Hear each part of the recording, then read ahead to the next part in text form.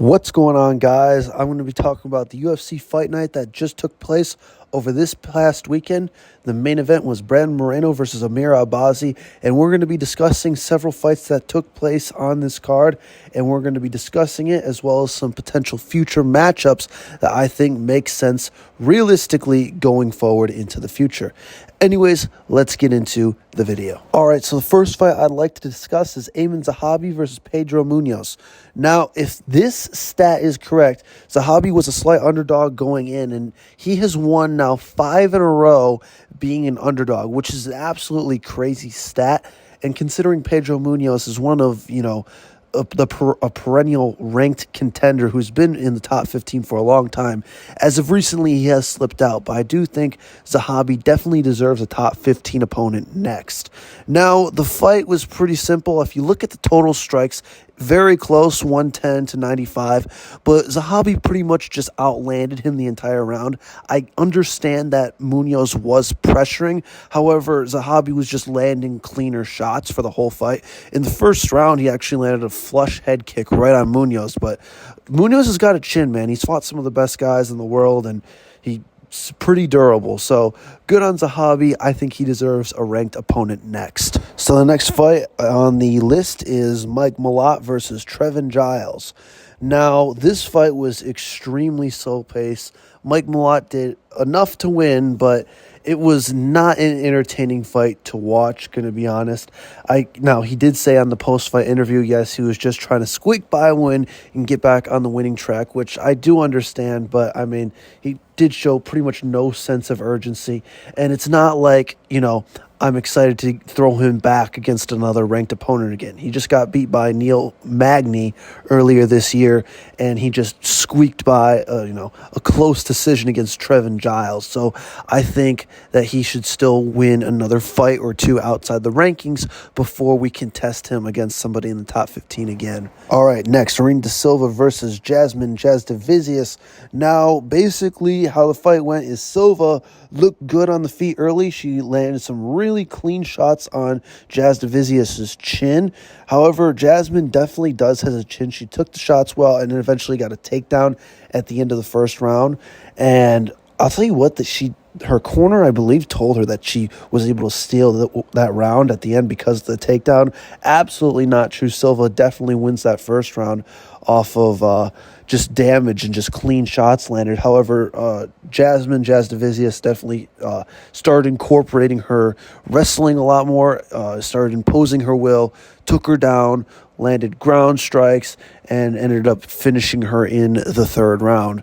So definitely a good win for Jasmine Jasudavicius. Okay, so the next fight I want to talk about is Erin Blanchfield versus Rose Namajunas. Now, I'm going to be honest, guys. After watching this fight, my eyes started to bleed because of how awful it was. I was in a coma. It was pretty bad. It was actually genuinely painful to sit through a 5-round co-main event. I think I'm going to make a whole video on why WMMA fights should not be 5 rounds and they should only be 3 rounds. And what the hell was this even a 5-round fight for? This is a co-main event on a fight night. That is ridiculous. So if I'm going to give you the breakdown, though, of the fight, essentially Rose won the first 2 rounds clear. Blanchfield won 3 and 5 clear, so it really comes down to 4, however you want to score it. They gave it to Blanchfield, and yeah, she wins the decision. But, what a terrible fight. I was a big Blanchfield fan, but that was hard to watch. So, Erin Blanchfield wins. Yeah. So after that awful co-main event and all the momentum was killed, I did get to enjoy the main event where Brandon Moreno put on an absolute masterclass against Amir Albazi, which was obviously the main event of the card.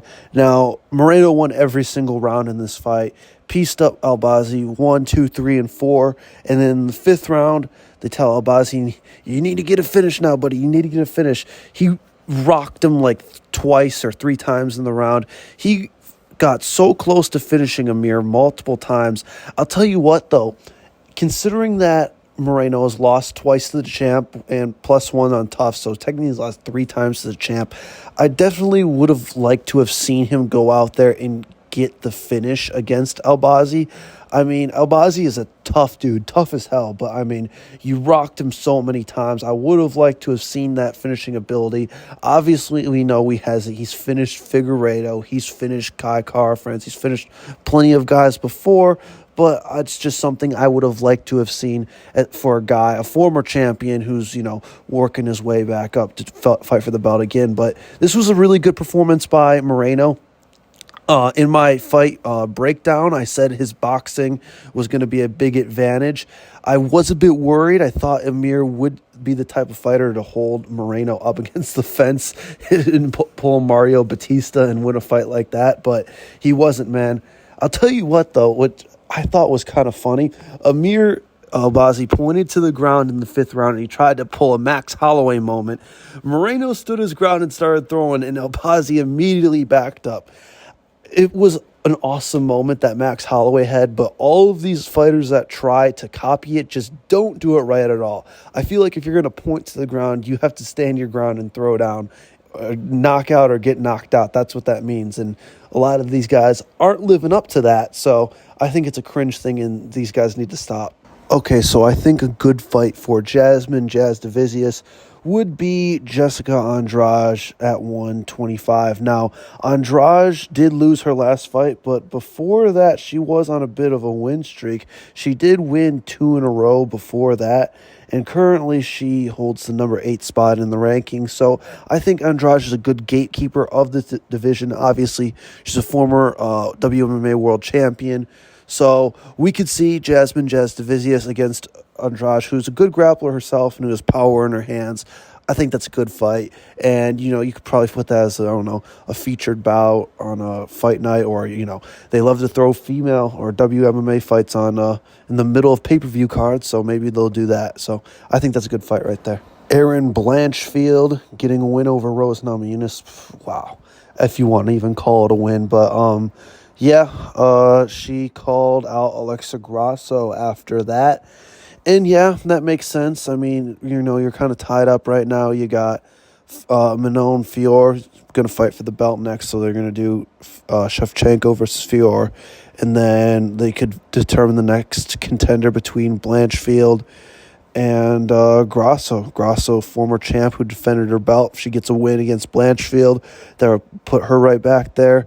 Blanchfield, if she wins, she'd be a former champ. 2 former champs in a row, will be on a 2-fight win streak. So, yeah, that's the fight to make. And then Brandon Moreno. Well, this one is actually really interesting. So, like I said, he's kind of out of the title picture right now. Now, I'm not trying to throw him into some sort of rematch with Pantoja or Royval or Kai Kara-France. Yeah, that's it. He's fought a lot of guys, so I'm not trying to throw him in a rematch. I say what you do is, I believe they do the Mexico City cards, the fight nights in February. Henry Cejudo is kind of in no man's land in the bantamweight division. I think he should move down to his original division, 125 pounds. There's history there between Moreno and Cejudo. They're both former world champions. Cejudo was in Figueiredo's corner, and he was with Figueiredo during that whole Moreno-Figgy rivalry. So I definitely think there's, a storyline brewing there, and I think that is actually a really good fight, and could actually be a lot of hype behind that. So you could do that as a Mexico City pay-per-view headliner. I think that's the fight to make. Not pay-per-view headliner, fight night headliner, I mean. But anyways, regardless of that, thank you guys for watching. That's the end of the video. Make sure to like and subscribe to my YouTube channel. I'd really appreciate it. I love the sport of MMA, so we're going to definitely keep uploading videos and hopefully never stop. So we'll see you guys. Thank you for watching, and until next time.